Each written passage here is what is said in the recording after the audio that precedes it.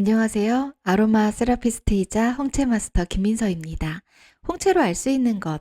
이번 시간에는요, 홍채 사인 중에서 8번부터 11번까지 영역을 묶어서 알려드리겠습니다. 홍채의 각 영역은 서로 다른 생각과 느낌, 태도, 재능과 연결이 되고 어떤 위치에 주얼이나 플라워가 있느냐에 따라서 그 영역과 관련된 독특한 기질 성향이 나타나게 되는데요. 오늘 살펴볼 이 8번부터 11번 영역 안에 주얼이나 플라워가 있으면 기본적으로 이 사람은 거절에 대한 두려움을 가진 사람이에요. 이 두려움은 내가 의식하고 있는 것일 수도 있고요. 느끼고 있는 것일 수도 있고 아니면 전혀 나는 그런 거 모르겠는데 이렇게 무의식 속에 잠재되어서 무의식 속에 깊숙이 들어가 있어서 우리가 알아채지 못하는데 어느 순간 불쑥불쑥 튀어나와서 우리의 삶에 영향을 미치는 그런 무의식적인 감정일 수도 있습니다. 일단 먼저 홍채 네 가지 다른 패턴의 홍채 사진을 보면서 어떤 게 플라워고 어떤 게 주얼인지 확인을 하고 넘어갈게요. 네. 바로 여기 화살표로 표시된 부분 보이시죠? 지금 이 첫 번째 홍채에는 플라워가 진짜 많거든요. 플라워는 이렇게 구멍이 파인 것처럼 움푹 들어간 부분이에요. 경계도 명확하죠. 그리고 이 모양이 꽃잎 같아서 플라워입니다. 주얼은요, 피부에 점 있잖아요. 예, 홍채에도 점이 있거든요. 바로 홍채에 난 점이 주얼입니다. 이 플라워나 주얼이요, 지금 4개의 홍채만 봐도요, 어떤 데는 플라워가 많이 있고, 어떤 건 주얼이 많이 있고, 어떤 거는 플라워나 주얼이 없는 홍채도 있죠. 사람마다 다 다르거든요. 이 세상 모든 사람의 홍채는 정말 똑같은 거 단 하나도 없이 다 다르잖아요. 그래서 이 플라워나 주얼이 어디에 위치하느냐, 거기에다가 기본적으로 이 사람의 홍채 기질 유형이 무엇이냐, 쉐이커냐, 스트림이냐, 거기다가 플라워나 주얼이 합쳐져 가지고 뭐 쉐이커 플라워냐, 쉐이커 주얼이냐, 스트림 플라워냐, 스트림 주얼이냐에 따라서 저마다 정말 다 다른 개성을 가지고 살아가게 되거든요. 그러면은 우리 오늘 살펴볼 8번부터 11번 영역에 사인이 있는 사람의 홍채를 볼게요. 바로 이 사진 안에서 첫 번째 홍채거든요. 이 첫 번째 홍채를요, 오른쪽 눈의 홍채라고 가정하고 볼게요. 오른쪽 눈이라고 봤을 때 여기 이 홍채의 8번에서 11번 영역은요, 바로 이 부분이거든요. 이 부분 안쪽에 지금 어떤 게 보이시나요? 이거 너무 쉽게 찾을 수 있죠? 커다란 플라워가 딱 박혀 있잖아요. 네, 이렇게 8번에서 11번 영역이요. 사실 4개의 영역이 다 합쳐진 거죠. 이걸 왜 따로따로 안 보고 같이 합쳐서 보냐면 이 4개의 영역이 가지는 작용이요, 비슷해요. 네, 공통적이기 때문에 묶어서 보는 것이거든요. 이곳은요, 감정적 이슈하고 창의성을 잇는 다리가 놓여 있는 곳이에요. 여러분, 창의성이 뭐라고 생각하세요? 어떤 게 창의성일까요? 우리의 창의성, 창조력이라고도 하죠. 그건 어디에서 나오는 것일까요? 바깥에서 우리가 가지고 오는 것일까요? 많은 사람들이요, 창의성은요, 바깥에서 가지고 오는 게 아니라 우리 내면, 우리 안에 무의식으로부터 끌고 나오는 것이라고 하거든요. 그러니까요, 이 8, 9, 10, 11번이 하는 역할은 뭐냐면요, 우리의 어떤 감정적인 어려움 있죠. 우리를 힘들게 하는 그 감정의 덮개를 벗어내 가지고요, 그 덮개를 열어서 무의식 속에 있는 우리의 그 잠재된 재능, 우리의 잠재된 능력을요, 의식의 세계 안으로, 우리가 살고 있는 이 현실 세계로 끌고 나올 수 있게 해 주는 그런 자리라고 이해하시면 되겠습니다. 그래서 여기에 플라워나 주얼 중에 무엇이 있는지 그걸 보면요, 일단 이 사람이 어떻게 자기 내면의 창의성을 표현하고 있는지 그 부분과 함께 살펴봄으로써 여기 이 사인이 가지고 있는 그 감정적인 문제, 감정적인 이슈들이 이 사람에게 지금 장애가 되고 있는지, 아니면 이 사람의 창의성을 이 세상에 정말 활발하게 행복하고 즐겁게 펼쳐내고 있는지, 그거를 알 수 있는 그 단서, 실마리를 제공해 주거든요. 지금 여기 8, 9, 10, 11번 이 영역에 있는 사인이요. 그게 주얼이든 플라워든 이 창의성이 나오지 못하게요. 꽉 막고 있는 아주 무거운 돌덩이처럼 그 무의식의 통로를 딱 막아서 닫고 있는 그 감정이요. 바로 앞에서 이야기했던 바로 그 감정이에요. 거절에 대한 두려움이거든요. 근데 이 거절에 대한 두려움은요. 바로 여기서부터 시작이 돼요. 부모님과의 소통의 경험에서부터 시작이 되거든요. 그러니까 거절에 대한 두려움이요. 어렸을 때부터 이제 우리가 태어나서 가장 먼저 소통을 하는 게 부모님 혹은 양육자잖아요. 이런 양육자와의 의사소통에서부터 시작이 된다는 거죠. 근데 우리가 다른 사인도 그렇듯이 이 사인도요. 홍채 오른쪽 홍채에 8 번부터 11번 영역에 사인이 있다면요. 오른쪽 홍채는 아버지와 연결이 되죠. 남성이랑 연결이 되죠. 그래서 아버지와의 소통에서 좀 어려움을 경험했을 수 있어요. 그리고 그게 지금 현재까지 이어지면서 남성 특히 뭔가 나보다 권위가 높은 위의 상사라든가 나이가 많은 그런 아니면 그 성향 자체가 권위주의적인 그런 성향의 남성과 소통을 하는데 그 아버지와 소통할 때 느꼈던 그런 감정적인 불편함, 문제들을 고스란히 느낄 수 있습니다. 이 사인이요. 왼쪽 홍채에 있다면 그 대상이 어머니가 되거나 그런 여성이 될 수 있겠죠. 네. 그래서 이 사인이 어느 쪽에 있던 이게 부모님과 내가 어렸을 때부터 성장을 해 오면서 소통을 하는데 미묘한 좌절감을 느껴요. 부모님이랑 소통을 할 때마다 이야기를 할 때마다. 그리고 부모님께 무언가 이야기를 하고 나를 표현하고 그러는 게 어렵게 느껴지고 '부모님이 나한테 관심이 없나? 내가 필요가 없는 존재인가?' 이런 소외감을 느꼈을 수도 있습니다. 이거는 엄마 뱃속에 있을 때부터 확립된 의사소통 패턴이에요. 부모님이 어떤 상황적인 이유나 여러 가지 그런 여건 때문에 임신을 기쁘게 받아들이지 못하는 상황이었을 수 있거든요. 그래서 사실은요, 이 부모님과의 의사소통에서 부모님이 내 말을 귀담아 들어주지 않는 것 같아. 나한테 관심이 없는 것 같아. 내가 말하는 게 다 마음에 안 드나 봐. 왜 이렇게 엄마 아빠랑 얘기하는 게 어렵지? 이게 부모님의 문제일 수도 있어요. 하지만 100% 그렇지는 않아요. 이 아이가 그렇게 느끼는 것일 수 있어요. 이 아이가 바라보는 세상이 그렇게 어렵게 느껴지는 것일 수도 있습니다. 이게요. 바로 이 엄마 뱃속에서 확립된 의사소통 패턴이라는 게 단서가 되거든요.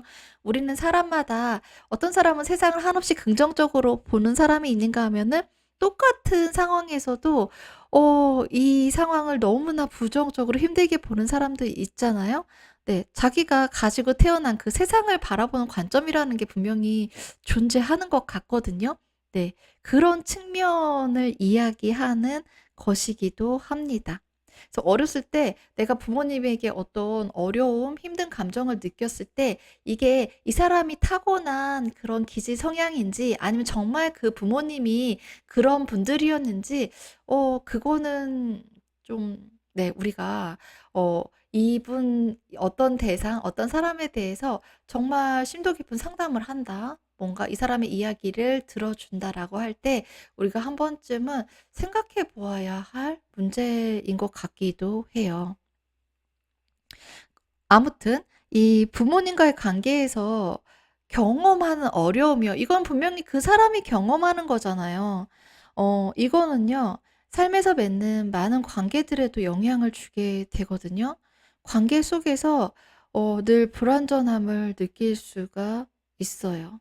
그리고 이런 불완전한 느낌 속에서는 자기를 온전히 표현하는 게 어렵겠죠?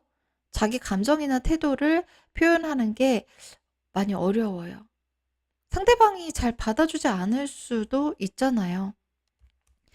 내가 쓸데없는 말 했다가 아니면 내가 하는 말들이 이 상대방에게 별로 마음에 들지 않거나 뭔가 어색해질 수도 있고 여러 가지 이유로 그 관계가 깨지면 어떡하지? 이런 걱정도 생기게 되고요. 네. 그런 것들이 이 거절에 대한 두려움을 계속 올라오게 만드는 거예요. 이런 두려움 속에서 자아에 대한 좌절감을 경험하게 되기도 합니다. 그러면 이 영역에 주얼이 있을 때, 플라워가 있을 때 어떨지 살펴볼게요.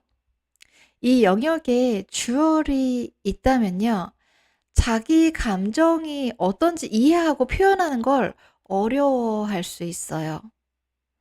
관계가 왜 가까워지려면요. 서로 좀 속내도 보여주고 진솔하게 마음도 털어놓고 그런 게 있어야 되잖아요. 그런데 내가 자칫 이 내 마음을 섣불리 표현했다가 내 생각을 아무 생각 없이 이야기했다 편하게 이야기했다가 이 관계로부터 내가 거절당하면 어떡하지? 거절의 두려움이 올라오는 거예요. 이 거절의 두려움으로 어 편하게 내 마음, 내 속내를 보여주질 못해요. 그러니까 관계 속에서도 유대감이나 친밀감을 잘 형성하지 못하게 됩니다. 네. 또 이 관계가 너무 좋은 그 사람을 만나서 그 사람에 의해서 이런 유대감이나 친밀감이 점점점 형성돼 가요. 그럼 어느 순간에 또 두려움이 훅 치고 올라와요. 지금 이 사람이 나와 이렇게 좋은 관계를 유지하고 있지만 진짜 내 속내를 알게 되면 내가 어떤 표현을 했을 때 그걸 다 받아줄까? 나를 떠나면 어떡하지? 나를 밀치면 어떡하지? 그런 두려움이 알게 모르게 작용하게 됩니다. 그런데 이런 두려움은요, 보통 의식적이기보다는 무의식적인 두려움에 가까울 거예요. 이런 두려움이 자기도 모르게 무의식적인 건 나도 모르게 내가 어 어떤 반응을 보이게 되는 거고 어떤 행동을 하게 됐고 어떤 선택을 하게 되는 거잖아요. 자기도 모르게 상대방으로부터 한 발 물러나게 만들 수가 있는 거예요. 이 영역에 플라워가 있을 때는요. 비슷하지만 조금 다른 양상으로 나타나게 돼요. 일이나 관계가 용두사미로 끝나기가 쉽습니다. 시작은 아주 잘해요. 그런데 시작을 일단 해 놓고 보면 일을 시작을 해 놓고 보든 뭐 사람과의 관계가 이제 시작되었어요.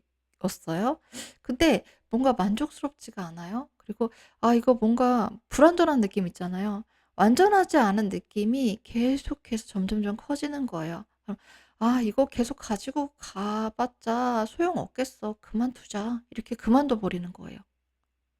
그리고 어디에도 속하지 못한 그런 이 세상에 홀로 남겨진 것 같은 그런 허전함이나 불안함이 내면 깊숙이 깔려 있습니다. 그런데요. 이 8 번에서 11번 영역에 사인이 있는 사람이요. 거절에 대한 두려움만 극복할 수 있다면요. 자기가 가지고 태어난 창조성을 발휘하면서 이 세상을 신나게 살아갈 수 있어요. 이 영역이 바로 이 사인 옆에 8, 9, 10, 11번 바로 옆에 있는 12, 13, 14번 영역. 이 영역이 재능을 정말 이 세상에서 '와 저 사람은 창의성이 있구나. 재능이 있구나.' 하는 그런 영역들이요. 뭐 어 춤을 추거나 그림을 그리거나 글을 쓰거나 뭐 이런 우리가 보통 재능이라고 할 때 떠올리는 그런 재능들이요. 12 번, 13 번, 14번 영역에 있거든요. 그런데 이 12, 13, 14번 영역이 가지고 있는 그 창조성을 우리가 잘 끄집어내서 아주 행복하게 즐겁게 이 세상에 잘 펼쳐낼 수 있게 하려면요. 만약에 여러분에게 12, 13, 14번 중에도 사인이 있고 8, 9, 10, 11번 중에도 사인이 있다면 이 8, 9, 10, 11 번에 있는 이 사인이 지금 무거운 감정의 돌덩어리를 여기 이 재능이 분출해 나올 수 있는 그 입구에다가 이렇게 입구를 딱 막아 놓고 있는 거잖아요. 그래서 이 재능 12, 13, 14 번의 재능을 잘 발현하기 위해서 잘 발휘하기 위해서 일단은 이 8, 9, 10, 11 번에 있는 이 사인의 감정 상태를 잘 알아채고 우리가 그 감정으로부터 좀 자유로워질 수 있는 그런 조치가 필요하게 되는 거예요. 그게 바로 거절에 대한 두려움을 극복하는 방법이 되는 거죠. 이 거절에 대한 두려움을 극복했을 때 그 창조성 12, 13, 14 번이 담고 있는 그 너무나도 좋은 그 창조성을 이 세상에 펼쳐낼 수가 있게 되는 거죠. 거절에 대한 두려움을 극복하는 방법이요. 무작정 두려움을 참고 견디는 게 아니에요. 이거는 어디까지나 내 생각일 뿐이야. 세상은 절대 그렇지 않아. 이렇게 막 나를 세뇌시키고 그것도 아니에요. 어, 이거는요, 사실 자신이 이미 좋은 사람이라는 걸 스스로 받아들이는 겁니다. 생각해 보세요. 거절에 대한 두려움은요, 자기 스스로 자기를 믿지 못하는 마음이거든요. 내가 이렇게 형편없는데 누가 나를 좋아하겠어? 자기 스스로가 자기를 가치가 없다고 느끼는 데서 거기에서부터 생겨나는 게 거절에 대한 두려움이에요. 하지만 이 영역에 사인이 있는 사람은 연민이 많은 사람입니다. 사람들을 아끼고 보살피는 사람이에요. 그 사람이 또 정말 진지하고 순수해요. 다른 사람들은 이런 면모를 잘 알거든요. 근데 정작 자기 자신만 자기의 그런 아름다운 모습을 못 보고 있는 거예요. 그러니까 이제 제대로 눈을 뜨고 여러분 자신을 보세요. 당신은 이미 좋은 사람이에요. 자기 자신 말고는 그 누구도 이렇게 좋은 사람인 당신, 여러분을 거절할 수 없을걸요? 당신의 홍채가 궁금한가요? 마음씨 김민서 홍채 마스터에게 갈색 홍채 상담을 받아보세요. 홍채를 통해 사람들을 돕고 싶은가요? 갈색 홍채 상담사 자격증 과정에 도전해보세요. 당신의 눈 속에 당신이 알고 싶은 자기 자신에 대한 답이 담겨 있습니다. 당신의 기질 성향을 알고 싶다면, 당신의 삶에 반복되는 감정 문제나 관계 문제의 원인을 알고 싶다면, 당신의 타고난 재능이 무엇인지 알고 싶다면, 마음씨 김민서 홍채 마스터에게 상담이나 홍채 상담사 교육을 신청하세요. 이 상담을 신청하거나 자격증 교육을 신청할 수 있는 링크가 이 영상 하단에 더보기를 클릭하면 나오거든요. 그 링크를 통해서 신청하시면 됩니다. 감사합니다.